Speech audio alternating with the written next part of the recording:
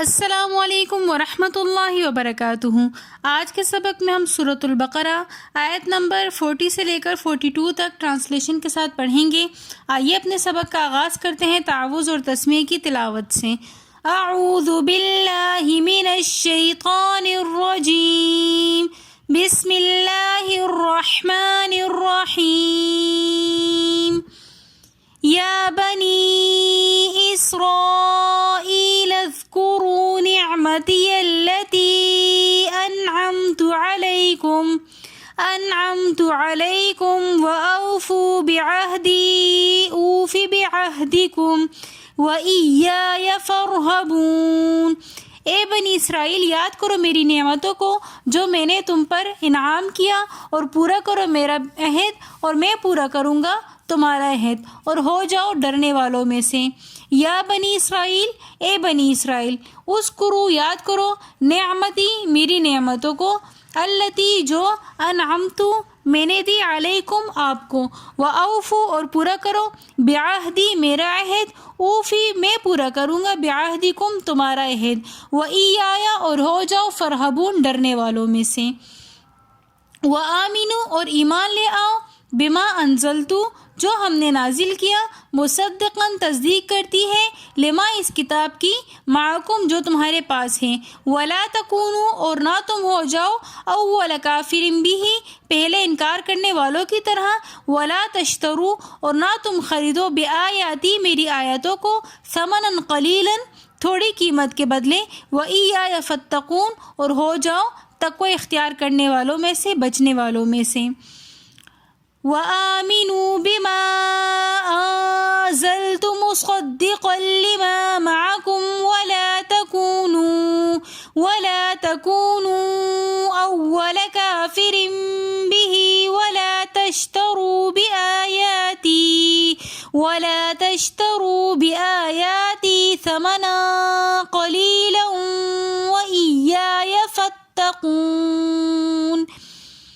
اور ایمان لے آؤ اس پر جو ہم نے نازل کیا، تصدیق کرتی ہے اس کتاب کی جو تمہارے پاس ہے، اور نہ ہو جاؤ پہلے انکار کرنے والوں کی طرح، اور نہ تم خریدو میری آیتوں کو تھوڑی قیمت کے بدلے، اور ہو جاؤ ڈرنے والوں میں سے۔ وَلَا تَلْبِسُوا الْحَقَّ بِالْبَاطِلِ وَتَكْتُمُوا الْحَقَّ وَأَنْتُمْ تَعْلَمُونَ اور نہ تم ملاؤ حق کو باطل کے ساتھ، اور نہ تم حق کو چھپاؤ جبکہ تم جانتے ہو۔ وَلَا تَلْبِسُوا اور نہ تم ملاؤ الحق حق کو بالباطل باطل کے ساتھ، وَتَكْتُمُوا الْحَقَّ اور تم حق کو مت چھپاؤ، وَأَنْتُمْ تَعْلَمُونَ جبکہ تم جانتے ہو۔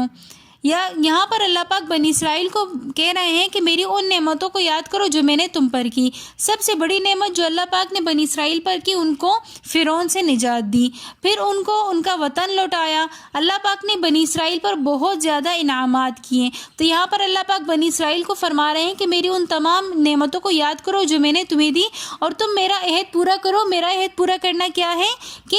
جو نبی آ رہا ہے اس کو مانو، اور جو کتاب میں نے نازل کی ہے اس میں جو احکامات ہے اس کو پورا کرو۔ اوفی بعہدکم پھر میں اپنے عہد پورا کروں گا۔ اللہ کا عہد بنی اسرائیل سے کیا تھا کہ تم سارے احکامات ادا کرو، نماز روزہ زکوٰۃ، تو پھر میں اپنا عہد پورا کروں گا، میں تمہیں بخش دوں گا اور تمہیں جنت میں داخل کر دوں گا، اور مجھ سے ہی ڈرتے رہو۔ پھر آگے اللہ نے کہا کہ ایمان لے آؤ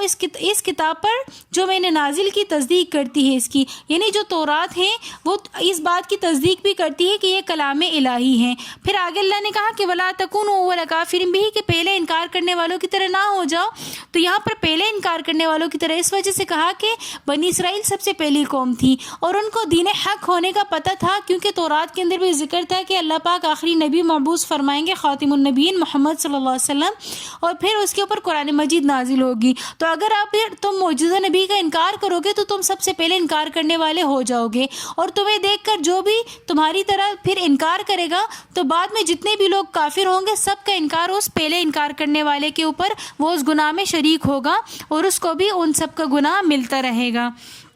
وَلَا تَشْتَرُوا بِآيَاتِي اور تم نہ خریدو میری آیتوں کو ثمناً قلیلا تھوڑی قیمت کے بدلے۔ یہاں پر اللہ نے فرمایا کہ میری آیات کو نہ خریدو تھوڑی قیمت کے بدلے۔ اس سے مراد یہ ہے کہ کسی اگر کوئی انسان دوسرے کی پاس آئے اور اس سے کوئی مسئلہ پوچھے تو وہ صرف اور صرف اس سے دنیاوی فائدے کی خاطر کہ اس سے مجھے تھوڑا سا مال مل جائے گا اس کو غلط مسئلہ بتا دے اس کے حالات کے مطابق، تو یہاں پر یہ اجماع امت کے مطابق حرام ہے ایسا نہیں کرنا۔ جو مسئلہ جیسا ہے قرآن اور حدیث میں جیسا اللہ اور اس کے رسول نے بیان کیا بالکل ویسے ایز اٹ از مسئلہ بتانا ہے، ہم اس میں کسی بھی قسم کی گنجائش نہیں نکال سکتے اپنے دونوں تھوڑے سے دنیاوی فائدے کے لیے۔ اور دوسرا یہ ہے کہ کفار اور مشرکین کیا کرتے تھے کہ یہ تھوڑے سے فائدے کے لیے قرآن پاک کو اور جو اس کے احکامات ہیں ان کو نہیں کفار کے سامنے ایکسیپٹ نہیں کرتے تھے کہ اس سے ہمیں دنیاوی فائدے ملنا بند ہو جائیں گے۔ تو یہاں پر مراد دونوں معاملات ہیں، ایک تو یہ ہے کہ تھوڑی سی قیمت کے بدلے ہم معاملات کے اندر کسی قسم کی نرمی نہیں کر سکتے، اور دوسرا یہ ہے کہ ہم کسی حکم کو